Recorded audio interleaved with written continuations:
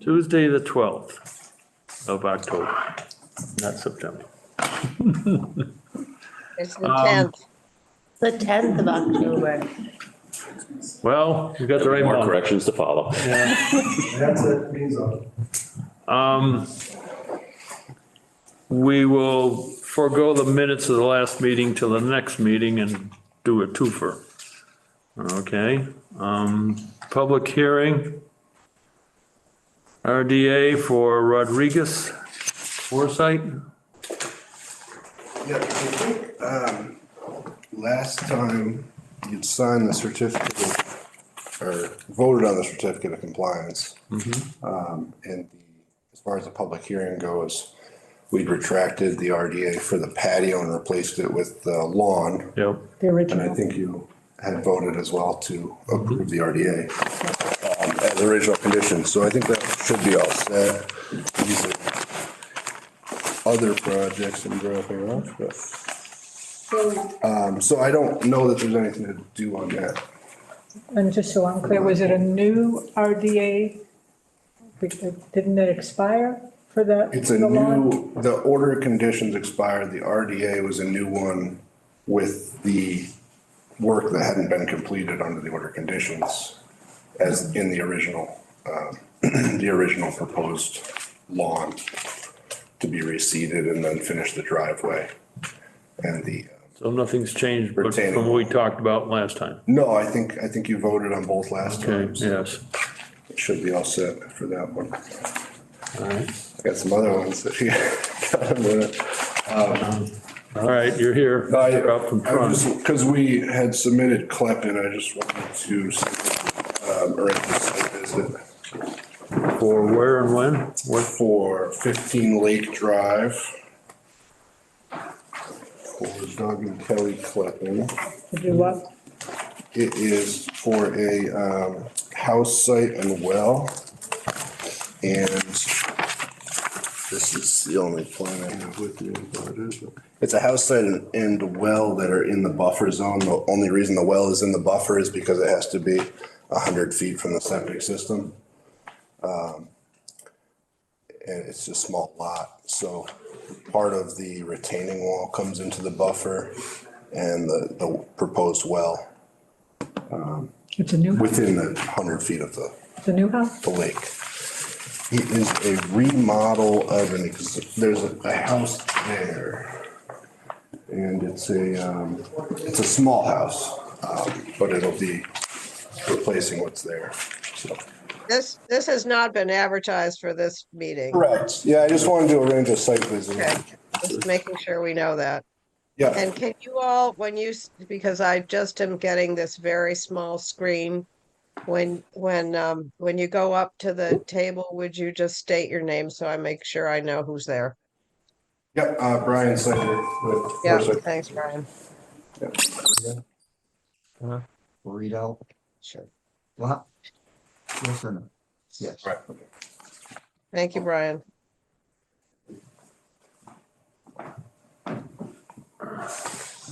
So are we setting up Yeah, a did you want site a site visit? visit? Oh, sorry, yeah, whenever you're available, I can, make it work. I'm good Friday? any day but Wednesday. Friday afternoon? This Friday afternoon? That's fine with me. If it's not too late, I'm hoping to go to the Cape later. So, well, it's not gonna be too late with us, right? 3 o'clock, 4 o'clock? 3 o'clock's good. 3 o'clock? I was still officially in quarantine at that time. For Friday. Why don't you get there at 3:15 and we'll be gone?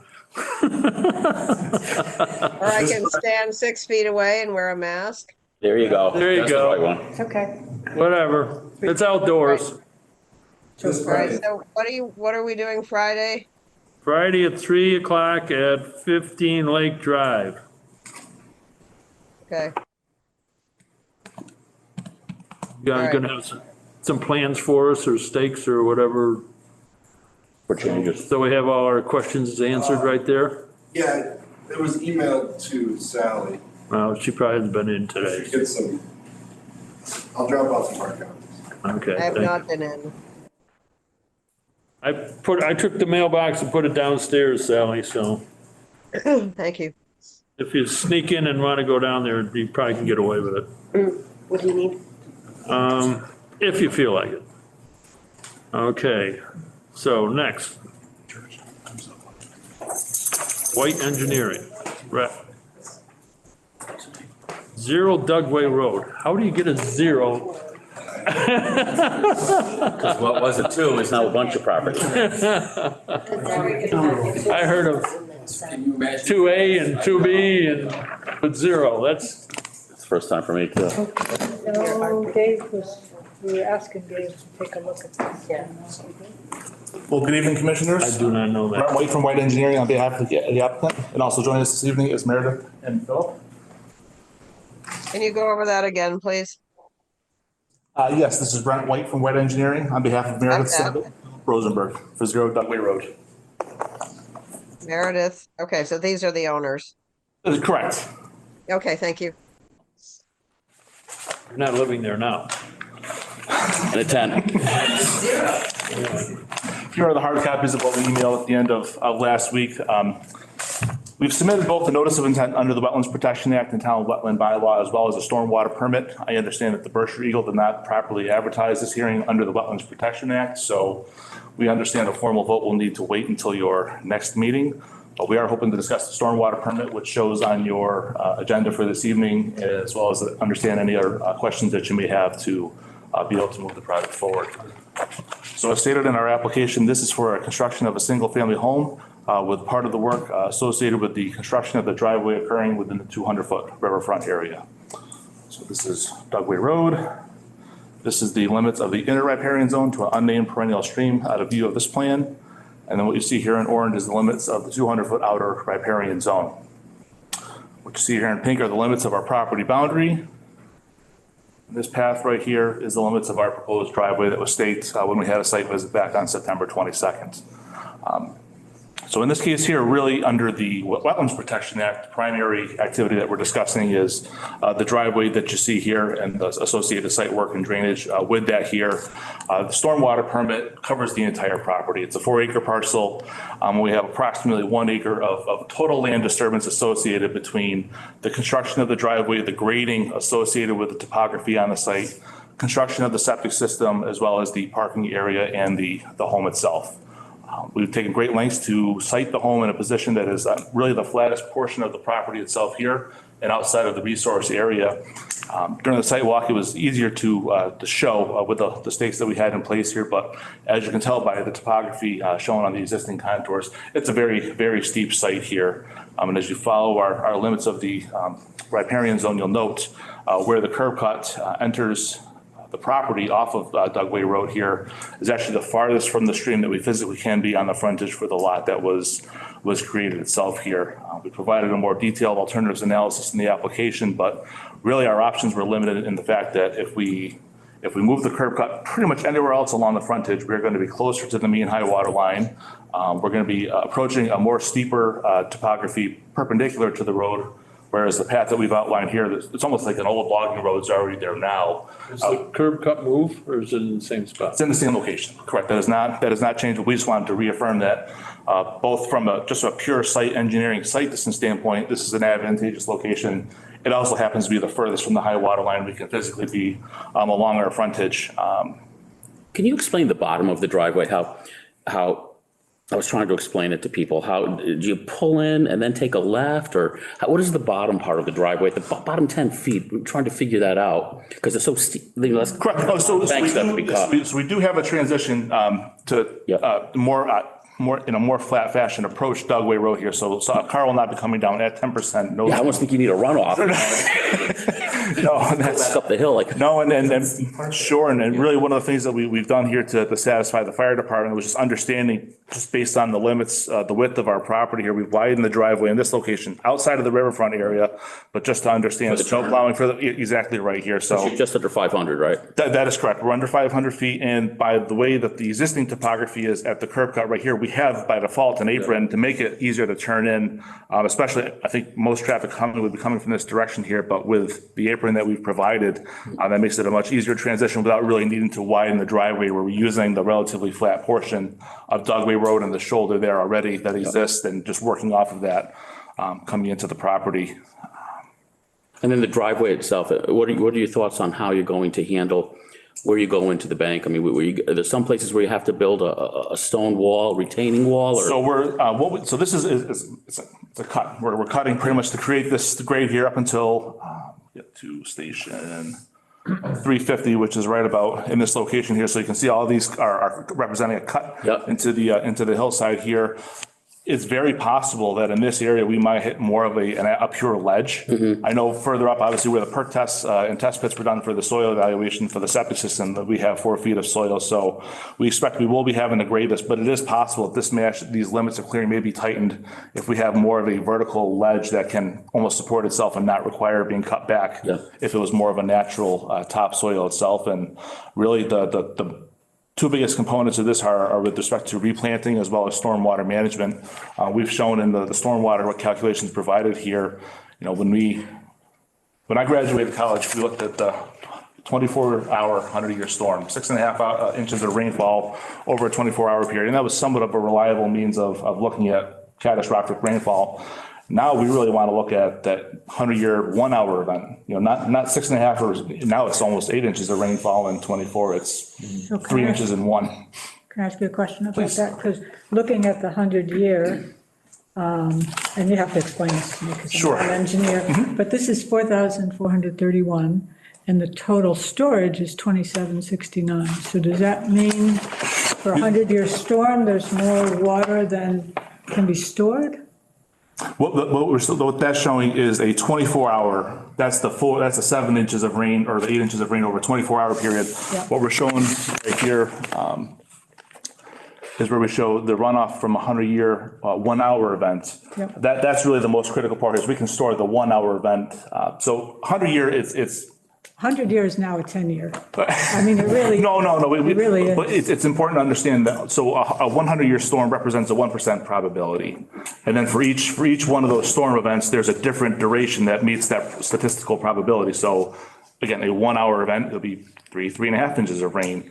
A 12-hour event, it may be 6 inches of rain. And the 24-hour event, it's almost 8 inches of rain. So, but when I look at that, to my mind's eye, it looks like there's more coming down than can be stored. In terms of total volume, absolutely. What I'm saying is for the 1 hour event, that flash rainfall, which seems to be the most catastrophic, we actually have more capacity than the amount of runoff generated. That's the point I was trying to make with those calculations. Okay, but to me, it still looks like for that big storm, there's not going to be enough storage. No, so it's important to understand, it's not our obligation to store the entire volume of runoff. It's to identify that there'll be less runoff coming off the site than the pre-construction conditions. And what we're tasked with looking at is what is kind of our worst case scenario, which is really that shorter duration event, which we do actually provide the complete storage for that 1 hour event. I'm sorry, I don't understand it. Do you understand it? Yeah. Brett, do I need to recuse? I don't believe so. No, that's the one that's in between, right? This is Very Douglas. front, That's, Dugway. yeah. very first one, Joe.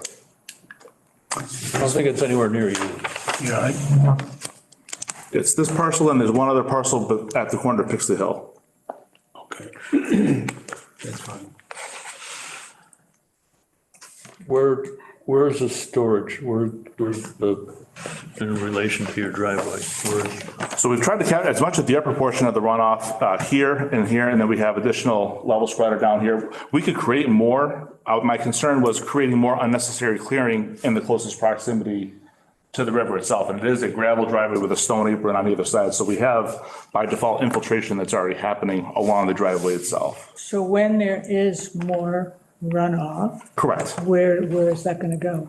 It will flow through the stormwater management system and it will overflow overland. Eventually it will cross Dugway Road and make its way that the drainage patterns follow here. Every stormwater report you've reviewed, at the end of the day, you'll have potentially more water that leaves the site. The whole point is to control it and really to look at more of those more frequent, higher intensity events to store as much of that water as possible. And so from this chart, is that happening?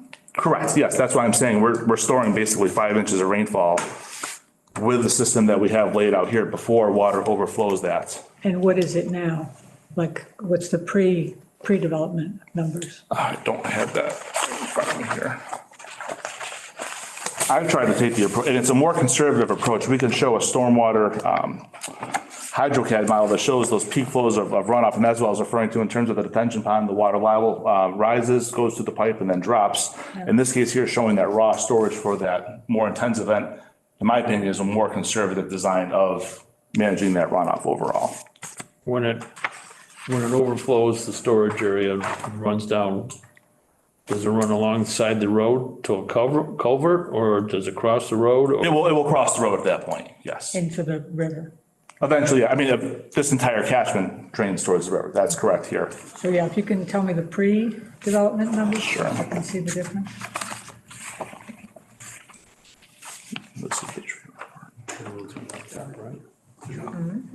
Blacktop. The road is blacktop. There, no, is the road blacktop? No, this is gravel road. Potential issues. What is the address of this? This is 0 Dugway Road.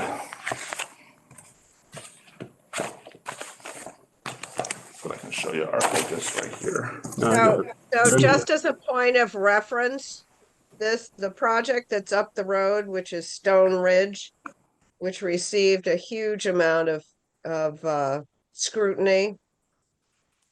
They overbuilt all of their storage systems to make sure that none of the water coming off that development went into Mohawk Brook, which is a river, as you know. It's also cold water fisheries, so it has some fairly significant impact in terms of its need to be protected. You're telling us, I still didn't hear the I haven't been able to find it. I'm sorry, you had a question. this capacity is overbuilt, the capacity for all these? I feel it's overbuilt, yes. I feel very comfortable with what we laid out. If there is a concern about this point right here, we could certainly look at that. I can just tell you that will involve a little more tree clearing than the original application calls for, but we could certainly expand this even further here. We've tried to manage as much of the water as we could along the driveway furthest into the property, so any overflow that occurs would occur more overland before it would ever reach Dugway Road. So you're confident that water flows over the road now? There's not like a Correct. culvert on? I think there is, eventually some water will run along Dugway Road here, but I think during most intense events, that's, Okay. So I have a few more questions. So with the division of the properties, yes, this is less than 10%. that is correct. So what does that leave for the other two, because there's 3 parcels there, right? So that leaves 3% that they can develop on the other 2 parcels? I think any future proposal would have to go through the same scrutiny we are here in terms of what can or can't occur. Unfortunately, obviously, it's been documented that the restrictions were not put in place when the lot was created. That was well before any of our involvement with that. So I can't speak to that, but there's still the ability for, frankly, the practicality of doing that work, just based on the ledge face along the road there, I think is very highly unlikely that would even occur. But I can't speak to what a future applicant may do on an abutting property. Okay, and then I had questions about trees. Yes, 11 trees over 12 inches, is it says in the narrative? correct. So how many trees less than 12 inches? That's a large. I mean, that's a concern if you're taking out, if you mark the big trees, I saw flags on them, but are you also taking out all that little stuff? And Let's go to our planting plan here. So this helps paint a better picture here. So we retained Winona Webster through really doing a detailed analysis of all the limits of clearing, all the site activity, I should say, that will occur on the property from Dugway Road to our house site here. And she did an inventory of those trees that are less than and greater than 12 inches in diameter, those that are healthy and unhealthy. And obviously there's a great deal of invasive and unhealthy trees in the property here. What you see shown in the different symbols are both shrubs and trees that will be planted throughout the property here. And you'll notice really the only area that we haven't planted with trees is the steep embankment that will be cut back for the driveway itself here, and the area where the septic system will actually be constructed. so, but my question was, what's coming out? So The narrative says 11 trees coming out, 6 trees and 10 shrubs replacing. that was the addition, that is what we added to the drawings from the original notice of intent. That's how much we added from the original application here. So we're planting dozens of trees and many shrubs as well as ground cover throughout this. So you'll actually have, when this is actually built, you'll have a more natural canopy and healthy environment as compared to a lot of the scrub that is currently out there now.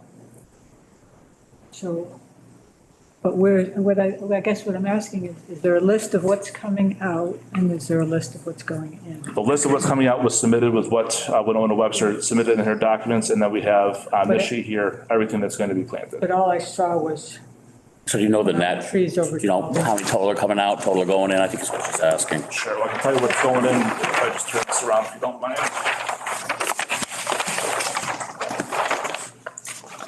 Sure. Yeah, so within the riverfront area, we have 11 trees that are coming out. We have 9 that are greater than 12 inches in diameter. And we're gonna plant 9 total trees, 5 foot in height.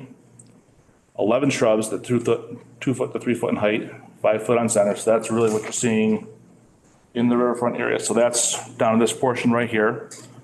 And further up, we have 69 trees that are coming out that are outside the riverfront area.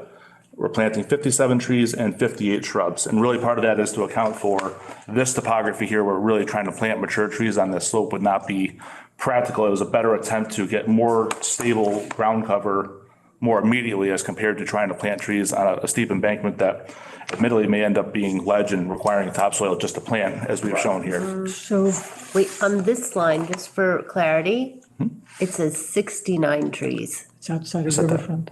Oh, okay, Yeah, this column was for okay. in the riverfront, and that's relevant to the stormwater permit where again, it's outside the Wetlands Protection Act jurisdiction, but it's in yours under stormwater. This is a question. Sure. So how do you account because those were big trees. So in your calculations, how do you account for the work those big trees are doing? I mean, they're holding a lot of water. Those roots are holding a lot of water and they're transpiring a lot of water. When you replace that with smaller trees, that's going to affect Right, and what's holding the bank and the Sure. erosion. No, and the logic in that is that by having almost an equivalent number of trees plus almost equivalent number of shrubs to be planted, we're actually going to have more of a root zone covering more area immediately. It's going to take a lot to replace the roots. I mean, the roots will still be there, but they're not going to be working. The trees Grind the cut. stumps out or pull them out? Where the driveway. The driveway, they'll be removed. They'll be removed. Correct. Losing, No, I take your point, and that's why we said, okay, we're not going to replace that canopy or that root zone immediately, but by planting as many shrubs as we are, along with almost an equivalent number of trees, we're actually providing more root over the entire acre that we're altering as compared to. in 50 years, in 100 years, but not, I mean, I think you need more trees going in. And even then, it's going to take a long time to replace, those were big trees in there. It's going to take a long time. to No replace. question about it. Some of them are certainly dead, but Even if they're dead, the roots are doing, they're holding that. It's a steep slope. You're confident they're gonna pull them Holding it in instead of grind place. them in the driveway? oh yes, no, that'll all be. I mean, just the depth of excavation that we'll have here that when it survives. So no, that will all be removed here. But if I'm hearing you loud and clear with regards to outside the riverfront area, the ratio of trees to shrubs. Again, the intention was by having more shrubs, we get more root zone established more immediately. But they don't do what a tree will do. And there isn't any other place to put the driveway? No, any alternative driveway location would involve more grading, more alteration of riverfront area, more alteration of the property, even outside of the riverfront area. Did take a look. And the length of the driveway? It's just under 500 feet. That allows us to avoid the need for a special permit from the planning board. The original application or the original layout that we had, just to take a step back here as a part of the preparation of this application, in the middle of June, we actually had this general alignment of the driveway.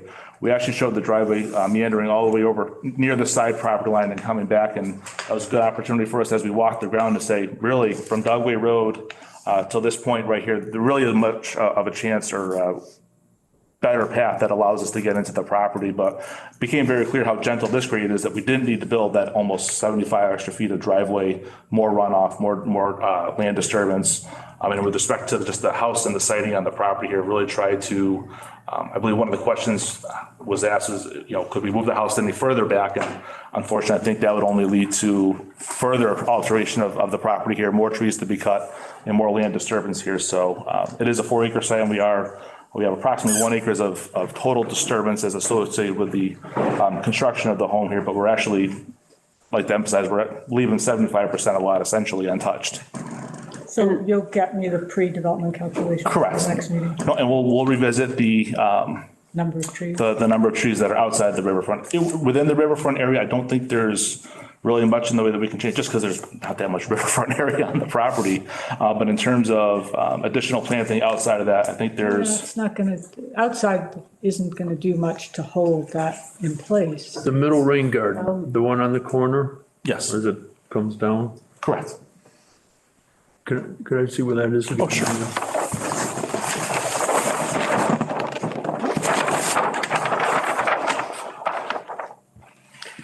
And the square foot of the house. So that's got to come all the way from up here. From up here, and be caught on here. This is actually capturing this water right here. Then we have a culvert as an overflow that comes under the driveway as an overflow rain garden before it would spill over this way here.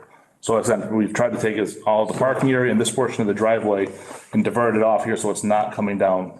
So when this rain garden overflows Go under the culvert, under the driveway. to this rain garden. Correct.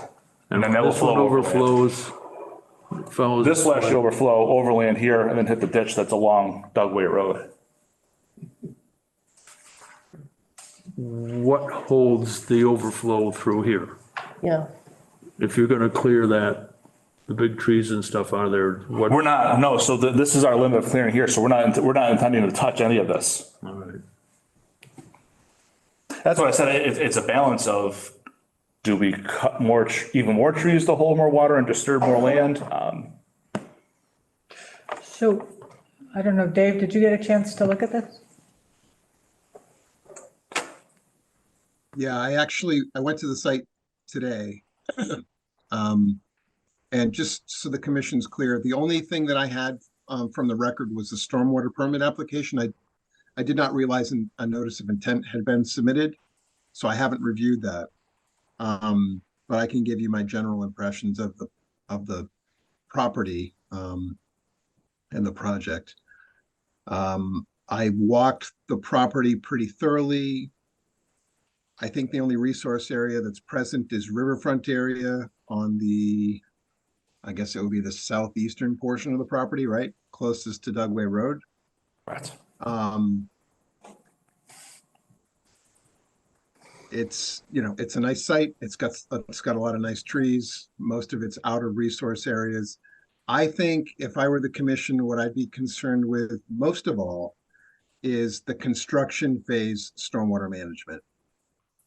Because the driveway necessarily has to be so steep, and I see that they've designed thoughtfully some switchbacks in there because it's so steep, right? They've got to do switchbacks to go back and forth to manage those grades.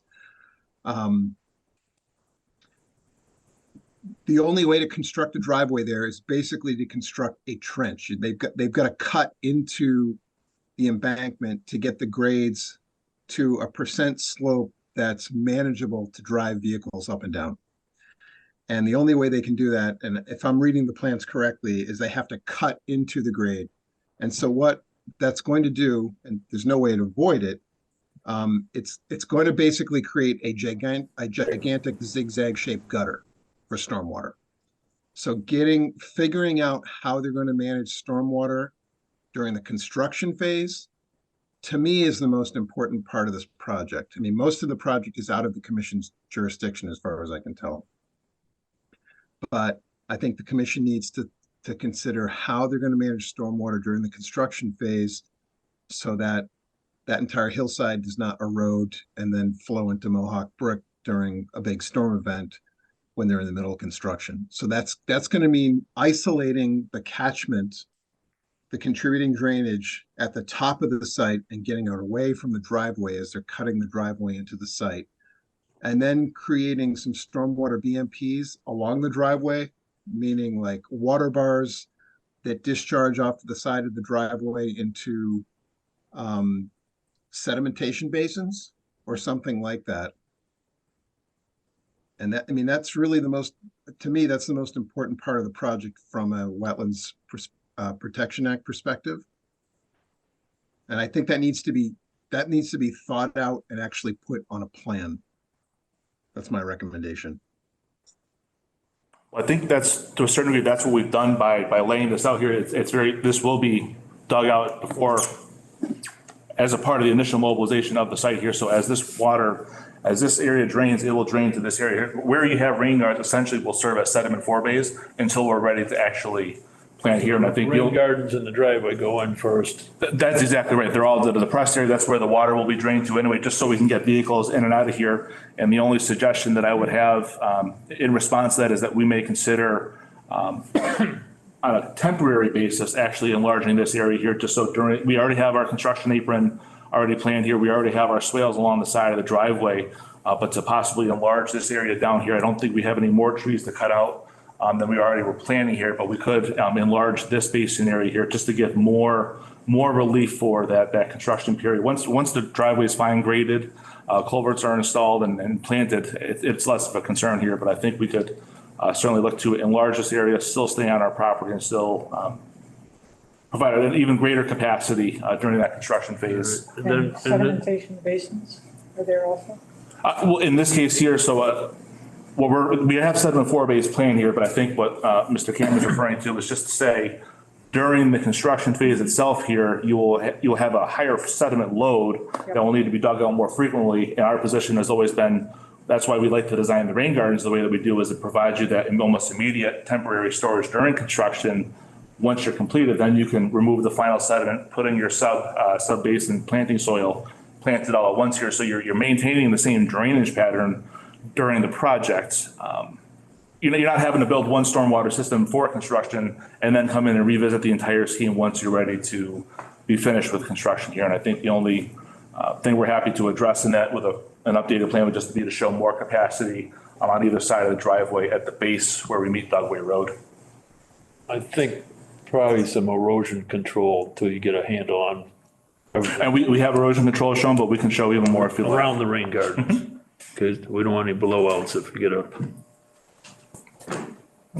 So the challenge is going to be, I mean, that driveway is also going to be the primary access to get to where they need to do all their work, to build up the house and the garage and do all that grading and cut all the trees down. So it's going to be a nonstop effort to manage stormwater along that driveway during construction, including putting in water bars, diverting that stuff off to the side of the road, and that might require some creative grading to do that, but constant maintenance of those stormwater BMPs during the construction phase.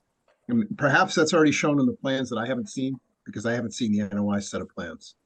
I just sent it to you. The area where the garage and the house are proposed to be built is relatively flat compared to the driveway. And so isolating that part of the contributing drainage from the top of the driveway is one of the most important things. Just getting that part of the watershed away from the top of the driveway will solve a lot of the problems.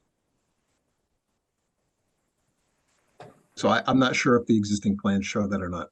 I don't have time right now to open up a set of plans and in real time. I'll follow up with Mr. Cameron offline ahead of any resubmittal here, just to further discuss those specific comments with him, show him the NOI, what we've planned, and then what our response to those comments would be, as well as more trees and less shrubs for the replacement in the outer beyond the riparian zone replanting scheme. Yeah, if at the bottom by the end of the driveway has to be enlarged and then replanted afterwards. I mean, thankfully, the calculations that we submitted in response to our file number show that we still have more than adequate potential alteration area and still compliant with the riverfront performance standards here. So hearing the concerns, we're certainly happy to make it an even more of an impact with that. John? Are there any provisions in the deed or anything like that, that this driveway won't be paved at some point in time? I would expect that would likely be a perpetual condition along with any further limitations of alteration of riverfront area as a part of the approval of this project, so. I just want to raise a flag on that. Okay. Pending Dave Cameron's We'll correspondence. correspond offline here, and then I think the only thing I would just ask while we're in open session is to make sure that the Berkshire Eagle advertises properly for the Wetlands Protection Act hearing at the next meeting, please. I know the publishing schedule, and they don't publish on Sunday or Monday, and that's. It's been put in again. They made a Thank you, Sally. mistake and put it in the Bennington Banner instead of the Eagle.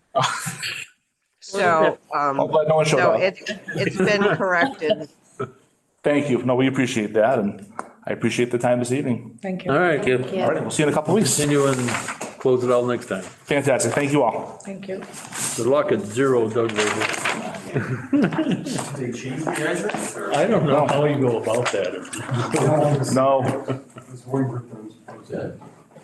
There's one paper, are you talking about the newspaper? No, our address is zero. Good luck. thank you. Thank you. Once you apply for a building permit, then the fire department will give you a street number. That's usually how that works. I keep the address.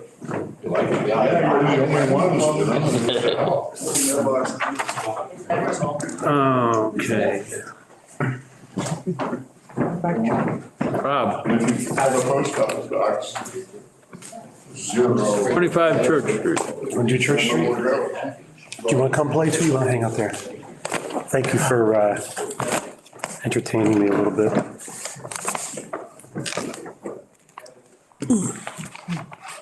So for 25 Church Street, for the record, I'm Rob Ackroyd, Greylock Design, representing Jane Weber, 25 Church Street for notice of intent. With me this evening also is Jeff Simpson.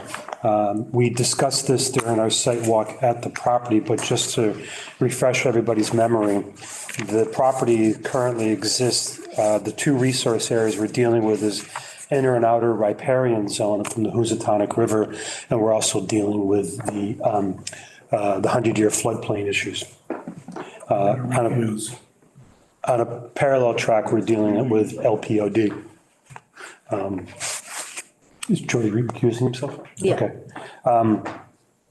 The intent is to demolish the existing standalone garage and to expand the existing house back closer towards the river and add a two-car garage attached to that. In our narrative that we submitted to you, we quantified all the disturbances. There are no disturbances within the inner riparian zone, and pre-development and post-development.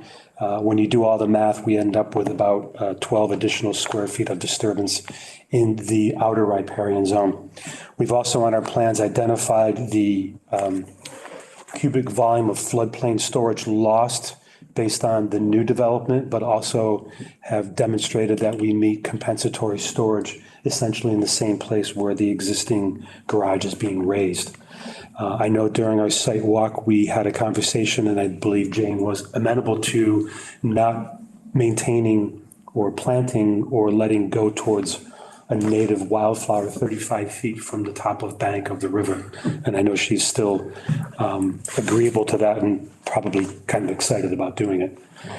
Happy to answer any questions or have any more discussions. I did have an opportunity to take a quick site walk with David Cameron today on site, so David is up to speed, but I believe he was there in the capacity of consultant to the planning board, because as I mentioned, we need a special permit because we're within the LPOD of the Housatonic River. Happy to answer any questions.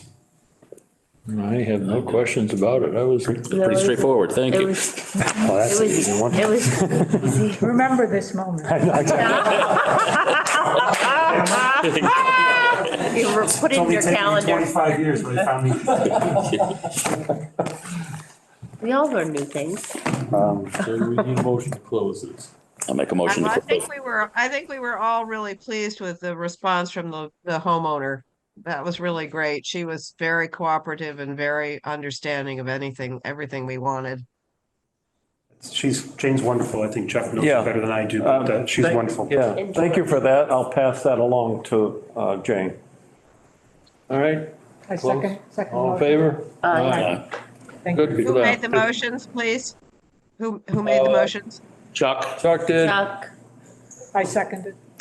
Okay, thank Lisa, While you have me here. Yeah, okay, what you doing now? Rattlesnake Mountain Road. So with Rattlesnake Mountain Road, go sleep. Thanks, Jeff. Have a good night. Thank you. thank Good you. evening. Rattlesnake Mountain Road, we had the opportunity to walk the site again. So I went, let me just back up a little. Based on the meeting we had last time, the commission wanted the wetland flags rehung on the property, which we've done. I believe David had a chance to look at it. We exchanged emails and had the opportunity to meet on site today. We hung a few more wetland flags, and then we also flagged the isolated vegetated wetland, which is on the plan as well. So we did all those, and we updated the site plan to reflect those new flagging. And I'll leave 2 copies of this, hard copies of this with the commission. And I believe that constitutes what we were asked or required to do based on our last hearing. And I don't know if David Cameron has any comments he wants to issue as well, but I'm happy to answer any questions regarding the project. David, do you have any? I took a quick look at the revised plan that Rob sent out to Sally and me this afternoon, and it looks accurate based on what we did in the field today. So there were a number of places where I observed BVW a little bit higher up gradient from where the original flags were, and Rob flagged those locations. And he also flagged the entire limits of the isolated wetland so that I could confirm. I had the suspicion, but I wanted to see the flags on the ground to see that there was no surface connection between that IVW and the larger BVW to the west, and I was able to confirm that. So I think the plan that he provided this afternoon to Sally and me looks good. Accurate David, enough. did you think that isolated wetland was a vernal pool? No, it didn't have any standing water at all. All right, thank you. I mean, it's really like, I mean, if you look at the soils that are mapped for that property, they're fairly well-drained soils. The isolated vegetated wetland was actually just barely a vegetated wetland. The dominant understory species in that IBW is Japanese barberry, for what it's worth. And the overstory is a combination of elm, green ash, even some white pines, and red maples and sugar maples. So it's borderline, but the soils, there were redoxymorphic features in the soils barely. So it did meet the criteria to be an IBW. So is the proposed work outside the buffer zone? Well, there's no buffer zone for the IBW. I think a portion of the, I'll let Rob explain that. I think a portion of the work is proposed within the buffer zone. Yeah, so to David's comment, there is no buffer zone associated with the isolated vegetated wetland, which is this area here. This area here, the buffer zone shifted minusculely to the page east, and then this also skewed itself minusculely page north. So the buffer zone is actually this line here, which comes around and down through here. So you see all this work still is outside of the 100-foot buffer zone, even with the slight adjustments on these flags. These are the ones that David said we adjusted upwards slightly based on field conditions, is this one here and that one there. And then we continue to flag. When I was out there last week, I flagged as far as wetland flag 9. David suggested we flag a little further, which I did, and we just adjusted these a little bit out a little bit more, and these are field located from today. The red indicates the field location of the isolated vegetated wetland. So the proposed project, as it stands currently, still exists outside of the buffer zone. Okay? I am very familiar with this piece of property for a number of reasons. I'm a trespasser, just so you know. Foraging for mushrooms with my wife. Having spent 27 years on this board, I see this as being, this is what this is. It is a downhill swamp, and it starts up here, and it goes down through here, and I went and took hydric soils out of this whole thing and other places where I suspected that they were going to do the septic. And I'm thinking to myself, well, if I were Stan Piatrick or Arthur Dutile to live down here, well set back from the road, out of view of, no, not out of view, but pleasantly out of view of the road, what would I think about my well? What kind of septic system are they going to put in? Because my property over here is full of sinkholes, and you're welcome to go visit my property on any day of the week. One of the sinkholes takes drainage off of Rattlesnake Mountain Road right across from the driveway, and it goes into a sinkhole and just disappears. And then there's another sinkhole up here. And, you know, I don't see any visible signs of sinkholes in here. However, Ricky Wilcox once told me that if you go in our driveway and look to the left, you'll see a Model T Ford, Fender or Model, whatever, something, old car, right off the road. And the reason that that is there is because somebody had the foresight to put it over the entrance to a cave, which Ricky and friends who were spelunkers went into. They went underneath Rattlesnake Mountain Road and came out. They could not get out at the other end, but they could see the brook through Stanley and Arthur's property, which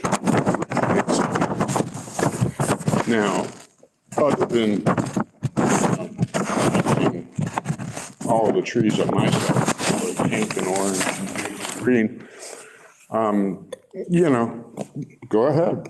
Build a 5,200 square foot house and Olympic sized swimming pool in the backyard on Rattlesnake Mountain Road. I think the planning board needs to really do some thoughts about how well that fits into the neighborhood. And my best example of that, to be honest with you, is the Schuler house on Interlake and Crossroad that sits up on that hill and just dominates the Bugley house. John, have you gone to the planning board about your concerns here? No. Well, this is the Conservation Commission. I know this is the Conservation Commission. I'm talking to you now about the septic system. What's it going to be? How safe are Arthur's and Stanley's wells going to be? I mean, my well's 380 feet deep. You know, will it infiltrate mine? I mean, it's just porous up there. You go up there, I mean, Berkshire cave hunters were up on my property trying to get into the cave up here. Down here, they could see where they wanted to go, but they couldn't get there. So, I mean, this isn't Stone Ridge, which has underground water. This is serious underground water. On top of it, you've got, you know, Carol Owens used to own this, was told by someone who was the chairman of the Conservation Commission that she couldn't sell this piece of property because it was a teapot. I mean, I want you guys to really give this some thought before you green flag it. Because I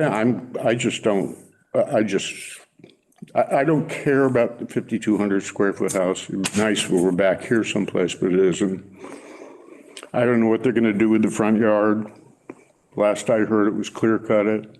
I don't want to look at it. And they're not going to want to look at the trees that I take care of on the other side of the street.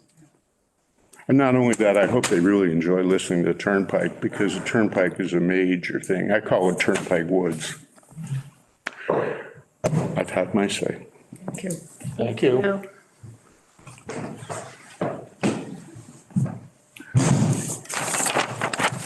David, do we have any signs of where septic systems would flow to? I'm sorry, Ron, what was the question? The septic system is the concern. Uh-huh. Is that gonna make its, whatever effluent leaches into the ground, do you think it's gonna make it to that little brook? Can I interject on that? That is a Title V issue, Ron. Yeah. So as long as the septic, as long as the leach field is designed and cited the requisite minimum distance from the BVW, it's a moot point. So Tri-Town has, Right, so I can speak to that if you want. Please. So I've designed septic since 1985. So I did John's. So I've done a number of septic systems around. All Title V says that you need to be 4 feet above groundwater. So they understand, Title V understands that the ground itself will naturally cleanse any effluent or gray water as it moves down through. So with regards to Title V, all I need to be, the bottom of the leaching fields needs to be 4 feet above groundwater.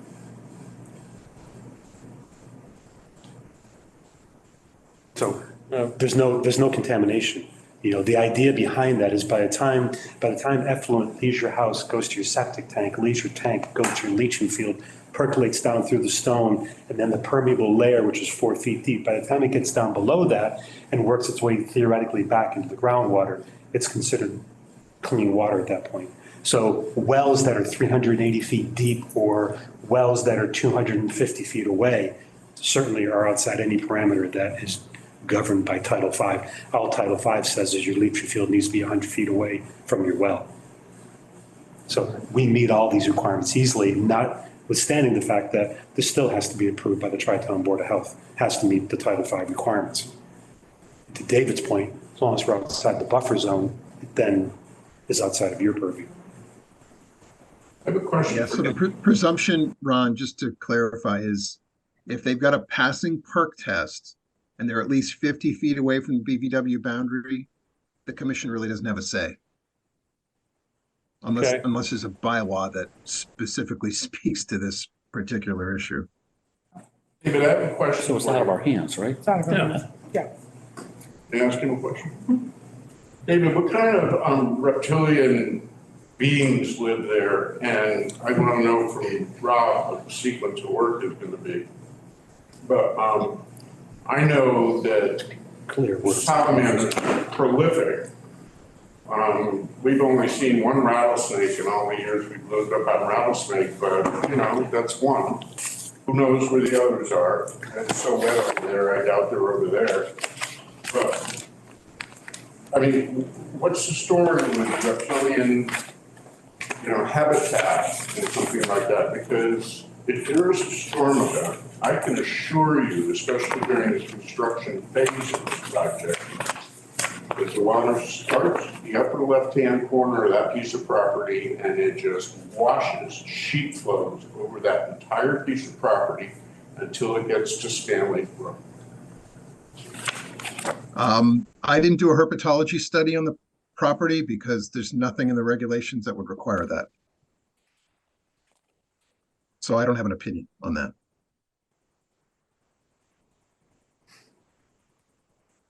That's the question. John, can you document any of these critters? Well, the rattlesnake, that was years and years ago, but, no, I mean, you can just go up there today and salamanders are all over the place. So the culvert that comes across the road, White or green or whatever, I don't know. are you allowed to change that or move that where that goes to, or what was the game plan with So it? the last conversation we had with the DPW when we were permitting this years ago with David Goldberg was that they would adjust the culvert that comes under the road so it followed a swale along the edge of the road and stayed along the edge of the road and didn't discharge into the property. Oh, really? So that's going to be removed? It'll be adjusted, won't be removed, it'll be adjusted. The swale, the culvert under the road will stay in place. Okay. Oh, so the swale on, You don't want- on your property, the property you're representing Correct. will stay along the road Correct. instead of running into it. Okay. So the culvert will be adjusted so that water goes into the swale, it doesn't come across the property. I see. I should think that's the majority of the water that sheets across there is what comes down that, the hill and down the road. Right, so as we were walking again today, there is indication that during storm events, some of that culvert water does make its way to the property. Gravel washed Right, out. Yeah. exactly. I mean, if you go closer to the road, there's a significant amount of road wash deposited throughout the upper portion of the property. David and I did walk today, and some of the adjustments we made on the plan was to account for, an extended BVW where surface water comes to the surface, but it has nothing to do with any sort of stream or anything like that. It's really just culvert and runoff from the road. So but we haven't addressed that with DPW at this point. No, I'm just asking how No, it that, was addressed in the previous go-around with Dr. Goldberg. Is this house going to be on stilts or does it have a basement? We don't have plans yet for the house, John. I wouldn't want to have a basement. Or try and sleep with the windows open. So, given that it's out of our jurisdiction. Has Heritage reviewed this property? I can't remember. It doesn't, there's no polygons on the property, Sally. Okay, because there were polygons across the street. Right. In the package we submitted, there's no, on the most recent mass mapper, there's no natural heritage polygons on the property. Okay, because there were sedges and some other things across the street. There's none of those, there's none of those on this property. Okay. There's a healthy supply of barberry and multi-floor rows.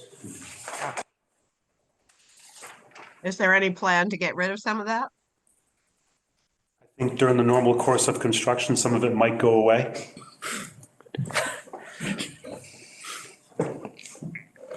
I guess the answer is That's up to no. the landscape. I guess the answer is no. Give him some tips for it. Yeah.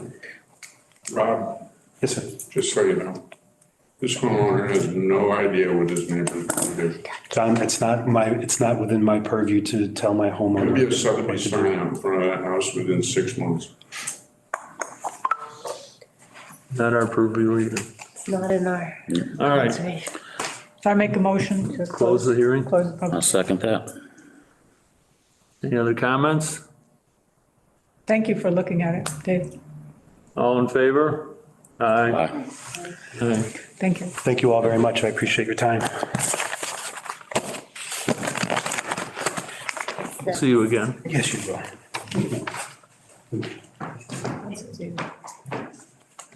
Can you tell me who else is in the audience besides Marie? Patrick White? Okay, Brian Sider. I got you. John Are Hart. you hanging around for another I got some more administrative stuff. go around? Bring it up here. Let's do it now. Did the site visit to the Epstein property at 17 Mackinac, and I was not able to attend, but we had an RDA in for the raised deck that they wanted to add to the house, the existing house. We saw that with Sally Yeah, And I remember didn't that. see it. down along the Yeah, wall. yep. So it's just a 113 square foot raised deck, one 6x6 post. I did confirm that they're planning to dig the post hole by hand. So there And won't be you any- thought the tree was gonna stay there? They want to prune the tree. There's no idea. You got a chainsaw pruner? It'll be a little bare, I think, on a No. side, but It'll be under it. Let's try. Then you can always, we're not proposing One to more. remove the tree at this point, so.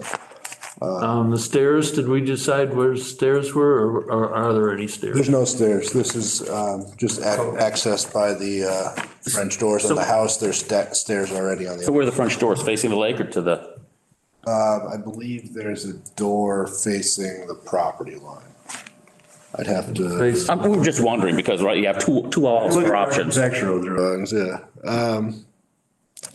Yeah, there's a door in the corner facing the property line, so it faces This is towards this. west, yes, coming out onto the deck and then lake is to the right. So I think we also have questions about the grass going all the way down to going all the way to the lake. We thought in past times that they were supposed to be putting some plantings in there. We're questioning the plantings too, and the seawall, right, the way it was supposed to be covered? Or is that not in this conversation? Conversation. It's technically not in this conversation, and because I have been, laid up, did not have a chance to look at the plans from the last round. Okay, But certainly it's not compliant with the LPOD because there's no 35-foot or any kind of vegetated buffer except for what's right next to the wall. And what's right next to the wall is not native species, which is also a problem because it All those is required bushes. by the LPOD to be native species. And there was something else, but I can't remember what it was now. Length of the dock? Length of the dock, yes, the dock is significantly longer than the permitted 25 feet. It's at least 40 and possibly longer. Someone should go with a ruler. This is all outside of my project that I got involved No, in. but Marie, you're there. Their dock is illegal. Yes, thank you. I saw that. But we did submit an LPOD, which is going through a special permit early November for the same project because it falls within the 150-foot. so is this kind of like where we were before, where we're only discussing the deck at this point? That's all we get to, okay. Well, but our own bylaw asks for that, there to be plantings along, so we can ask for that here too. I mean, if you're gonna do it one way or another, but you should do some planting. I think it's gonna be a down the road for the planning board to look at that. But just so the planning board and the homeowner is aware that they are in violation of the LPOD as it stands. Okay, Okay. So we'll permit the deck as drawn and shown on your. What happens with the rest of it? See, that's what happens when you have a site visit. For another bid. Well, it's gonna come up and go that, right? so we need to make motions and all that? Yep. Make a motion to close. All in favor? Aye. Good luck with that tree. Good, thank you. Now what? Another one is, and I did provide hard copies of that first one for the site visit on Friday. That's what that, one of those envelopes is. I do not know which one. So I'll figure it out.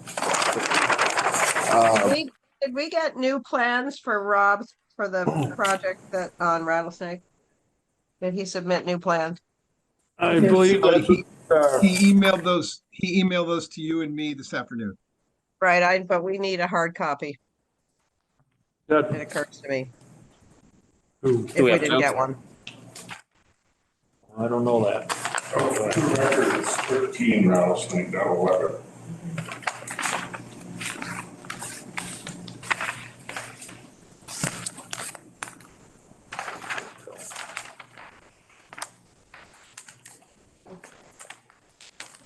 Check on that, Sally. Okay, thanks. I'll email him and tell him we need it. This is the Mintz property at 17 Lakeview Drive. And they're going to seek, they submitted a letter of what we're seeking a certificate of compliance for the work that was completed here. And we will submit the letter, but the reason the rush is because it's supposed to be received within 60 days of the completion of the dock that was done under the special permit. You measure the dock. So I'm just requesting a site visit for this project as well. For the planting, For the plantings have all been done, yep, and I believe there's some trees Tree removal. tree removal, that we'd like to review as well. So again, this isn't official, but if I could get this on the site visit Friday? schedule, 17, right? 17 Lakeview, yeah. And they'll be Lakeview? Yes. Lakeview, not Lake Drive. Goes on the other side. Yes, Yeah, To drive around or swim it. right. 19, 3:30? 3:30 Friday. 3:30 Friday. Perfect. And the last one I have, we had talked about, or we had approved the notice of intent for the Samini proposed house on Larry Wog Crossroad. And then we'd submitted the stormwater application. And last we left it, you wanted to see a stamped copy of that. So Adam sent the stamped copy of the plan to you and Sally earlier, Ron. I only have a little copy of it, but just, Oh, we just need the one. Thank you. yeah, so I guess we just officially want that, would like to have that approved, if possible. Right. It's been approved. We just needed the stamped copy. Okay, so as long as we're all set.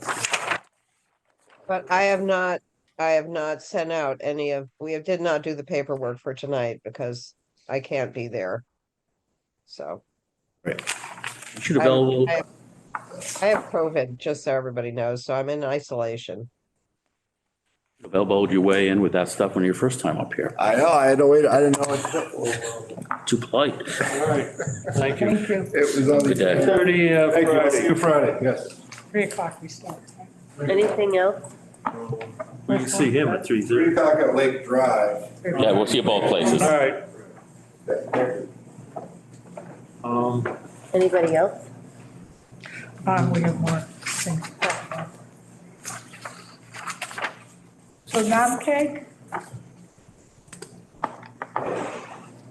Any update from Namcake, Sally? They were gonna come talk to us about. They are going to send I have not seen anything from them, but they were planning to send their engineer in. She sent plans a while back for the stormwater. But we didn't have anybody to present it. So they've been informed that they need to send somebody in to present it. So And this we're was for the, anticipating that will happen at the next meeting. for the mowing too. We have not heard anything about the mowing. Okay, because he said they would be sending someone, he'd research it and send us some, have somebody come talk to us about when they do it and why they do it. Right, we haven't heard anything on that, as far as I know. I went through the emails, but I haven't seen anything. We had an envelope I put downstairs on the desk from National Grid today. With at least 4 copies of, I didn't have time.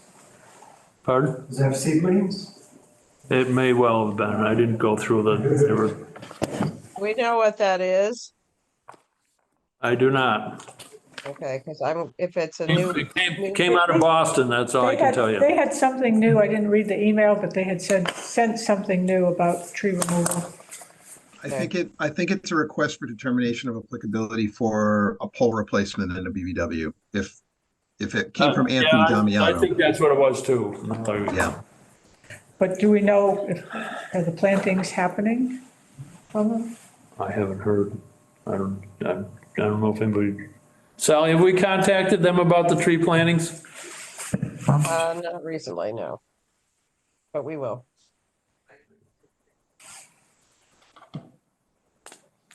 Zoning revision, planning board meeting. All right, Nothing new. Nothing We didn't new. have a meeting this week. And how about the enforcement order letter? That was sent. We have not received a reply. Sally, I have the name and PO box for 21 Church Street. So we have a contact person we can, This is for the bank erosion. yeah. Okay. Actually, this is interesting. This is one of the notes on this. I got this from the assessor's office. River runs near Can't put my glasses on. River runs rear of property, erosion problem, lost approximately 3 feet of riverbank in 2002. Wow. And then we lost 30 feet in 19. 2019. Well, if you. 30 feet? No, I think that they lost about 19 feet if you look at the maps. I emailed you, everyone, a PowerPoint from today where you look over over year. Okay. David, what do we do about that? I'm sorry, I'm not sure I have any familiarity with what you're talking about. So this is on the Housatonic River. It's 2 houses down from 25, where you were today. Okay. With rock. Okay, so if you look, 21, or in 08, if you 09. look Oh, south, Trees. is it where they've got the lawn that goes right down to the river? yes, Yes. exactly. Trees. Well, And then. I guess it 13. depends on. What I would do is look and see what that property was Keeps like eroding. pre-Wetlands Protection Act. Okay, if it was a lawn So if they that was lost. established prior to the Wetlands Protection Act and they've just continued to mow it since then, I don't think the commission really has, there's not much the commission can do about it because it was pre-established. It's a grandfathered lawn. It's not a wetland. It's in the riverfront area. There was no such thing as riverfront area until 1997. So if it's been a lawn Right. since, say, So 1952, But I don't think. It wasn't. It was fully, all kinds of trees in 08 and 09. In 2012, there were all kinds of trees. In 2013, it was clear cut. Okay, well, that's a different story then. Yeah. However, there's a statute of limitations on that. So if you're, you know, if the work was done 10 years ago, and it was discovered 10 years ago and no action was taken, that's probably a problem. If it was recently discovered, 2 weeks ago. yeah, there may be an opportunity for enforcement there. Or what about just a friendly letter saying, Yeah. we noticed it and you've lost 19 feet of bank past That 20 might years. be a nice way to start. We recommend that you do some plantings to stop this from happening, just start nice. And there may be another place up further that's similar to this. So your email. If the work post-dated, the Riverfront Protection Act, then, and it was only recently discovered, I think the commission's got some leverage to do something about it. All right, well, Friendly letter? yep. Okay. Friendly letter. Okay, Start nice. Patrick, what did you drop off for us here? Mass DOT. I spent today at what's it called? Sorry. The Building Resilient Commonwealth Conference, which is about 40 folks, along with former secretaries, former cabinet secretaries, and the lieutenant governor seems to be out everywhere. And this was a subject of both a kind of a presentation as well as a pretty significant discussion, which is a proposal by MassDOT to the federal government to build a $3.5 million underground walkway for wildlife at Campusa Brook. Big enough that basically want to make a big giant culvert that is using federal pilot wildlife corridor funding, and it's a giant pool of money that came out of all these other giant pools of money. In this case, MassDOT has prioritized this project in all Massachusetts.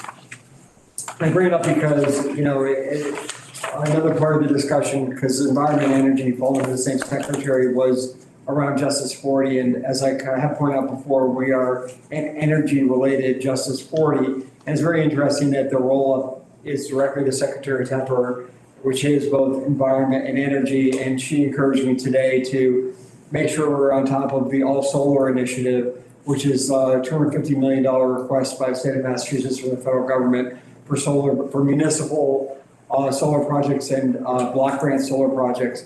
And we can really, because we're Justice 40, we are the front of the line. We're the only Energy Justice 40 town west of Holyoke. And I guess the point I'm making is that if you look at that, you look at the 2.2 million that the state funded with the acquisition of Fenn Farm.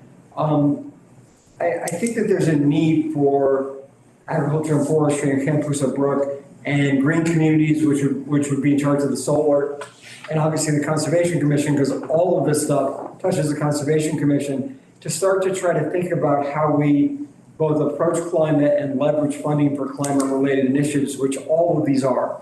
And I was just out there today, and they were all really helpful, and all they were pointing. Stockbridge was even involved in the creation of this grant request, which was $3.5 million between the state and the federal government. And I'm just saying that there's a great opportunity out there, and I want to just kind of encourage everybody to be thinking about it. And I don't have any solutions to how we think about that.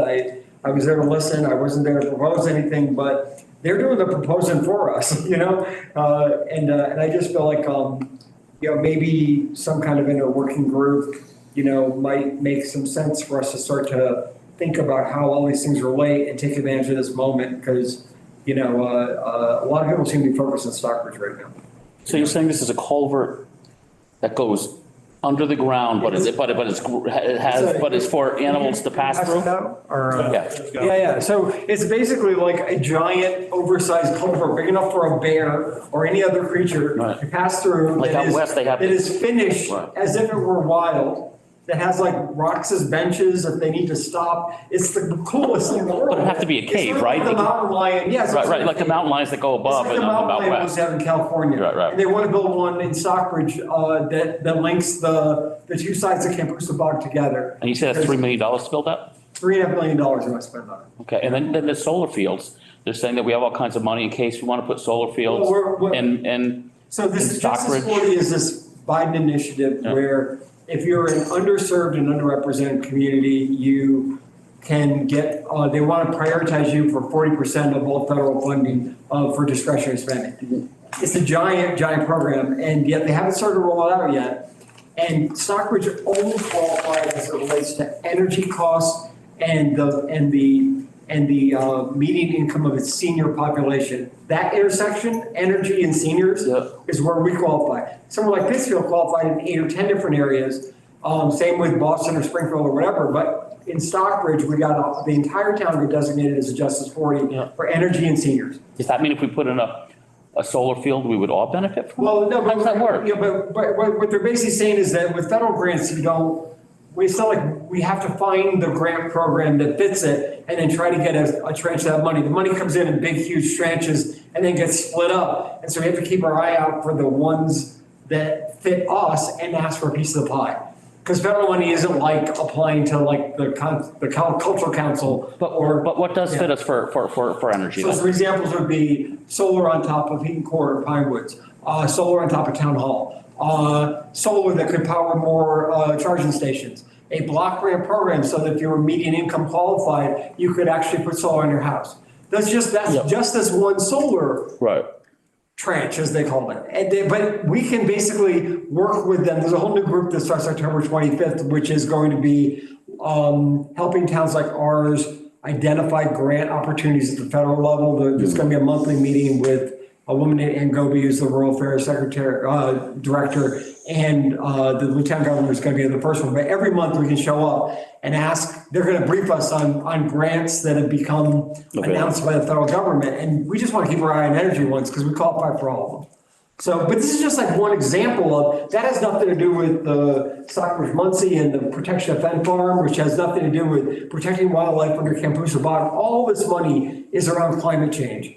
And that's what I'm just suggesting, that we kind of start to wrap our heads around it, because, I'm just kind of. So that would be more MVP than Justice 40 for climate change, right? Well, the MVP funded Fenn Farm, but it would be green communities to fund the solar, and it would be the Campusa Bog Stewardship Commission to work with them on this grant application, as well as the Concom, because it's all wetlands. All these properties are wetlands, even the walkway. So, I just want to kind of just suggest that, we got a lot of people focused here on on conservation. And Jim and I are going to be talking Thursday on ways to further the relationship with the Stockbridge Muncies. And I just feel like we need more people in these conversations because it's a lot to keep track of, and I'm getting old and adult, so. So wait, one question. So when you have this monthly meeting, how is that information? Do we then send out that information? I can do that, but anybody else can go. And I think if we had a working group or something on climate, maybe it's something that is better suited for a team that is just looking at this opportunity. And I don't mind doing it, but So just. when is it? It's the first one is October 25th. I can send you the contact information. Yeah, if I can, I will. Yeah. Anyway, that's what I have. So thank you. Thank you. Thank you. All right. I have a little. I've talked to Margaret Carnavale. She's from Department of Conservation and Recreation, Fire Control District Number 12. I'm trying to get someone out to burn gold medals, the fields. I'm gonna have a meeting next couple weeks sometime. They're gonna come out, look at us, give us the scope of what we need, how to do it, and just a general lay of the land type thing. Would this be the first burn? It would be the first burn, or they're gonna consult, they're gonna give us clues on what we should do, where we should do. I'm trying to get the fields mowed so they can dry out and something will burn, because right now nothing will burn. So Hugh's got somebody working on it, but that little tractor they got out there mowing is gonna take forever. So are we looking to burn more than the field? Just the fields, just the grassy areas, and the big field on the corner of Hawthorne and 183 should be very easy to do, because north side and west side are both bordered by the roads. Right. The east side is bordered by the brook and the wetland. And if you start down by the hedgerow, the tree line, it should just take care of itself. I've talked to the fire chief, he's fine with it. We do need to have a crew, and they send a crew out to actually start the fires. So there may be something posted. Well, there will be something posted if we get to that point. I'm sure a lot of people are gonna ask what we're doing down there, so there's a heads up. Tell them we're trying to get rid of the ticks. All right? Is it also will help with the invasives? Oh, yeah. There's multiple ways this is gonna help. It's gonna green it up, it's gonna get rid of invasive, it's gonna kill, hopefully, a lot of ticks. Because we've just been brush hogging that, which cuts the grass and leaves it there. And this should burn most of that thatch and junk out of there. When I was a kid in Illinois, it seems like the farmers are doing that all the time. We need a permit to do it. Speaking of burning, as part of that, with this investment in Campusa, there was that proposal a couple of years ago to burn off the Phragmites because of there's 18 endangered species down there, and they claim the seedbeds are still underneath them. Did that ever go anywhere? Never went anymore. I never heard anymore. There were two places. Lisa, you can look at that, because I think if we're gonna, with this kind of investment in Campusa, it'd be great. Because that was different funding from the state. That was Mass Wildlife funding, I think, wasn't it? So they had the funding, Yes. but they never did it? Yeah, but I would, there was a filing from maybe 4 years ago, and you might pull that and just follow, because it was pre-COVID, and then it might have just gotten derailed, I don't know. But, They were gonna do the, they were gonna do Agawam too. Agawam, correct. Agawam, I remember the Agawam. Oh, so we I have remember that, Sally? Campusa. yes, Okay. but they didn't go forward with it. I can't, it got, superseded, so it's in DEP's hands. We have the As document. as I recall, either they didn't give the commission all the information the commission wanted, or the commission denied the projects. There were two of them, as I recall. There was Campusa and Agawam. Yeah, and then they were both appealed to Mass DEP The while I was still problem was there. that the neighbors, who is now Fen Farm, the Swans, on Agawam, they were very concerned about if they used, because they talked about burning and then they talked about using chemicals. Right. And Clover Swan, who was the trustee of the Swan property, the 400 and some odd acres, whatever it is, was very concerned that if they put a large amount of herbicides in the effort to remove the Phragmites and other invasive species, how would it affect the wells of the properties that they owned, that they rent and they managed? And we Right. we could not get anything from DEP to say that if in fact there was any contamination of the wells, that they would stop doing it. And that was the contention. From DFW, they were the actual project proponent. Yeah, so that got appealed to Mass DEP while I was there. And I remember starting to process it, and we issued a series of requests for information to DFW. I remember lots of conference calls, but it was not resolved while I was still there. So I don't know where that one landed. Is that- I don't know if superseding orders were ever issued or not. So was that for I know it was Campusa? taken out of our hands. It was Agawam. Not Campusa? It was No, for this both. Agawam. But I mean, but it held both projects and with the change in ownership of the property, it may be a moot concern. And I just feel like we have unbelievably endangered species in these calcareous basin beds, and maybe, you know, we might revisit that. That's kind of blind how it, you know. Any other business? None? Make a motion that we Adjourn? wrap this up. Second. All in favor? Aye. Thank you. It's there.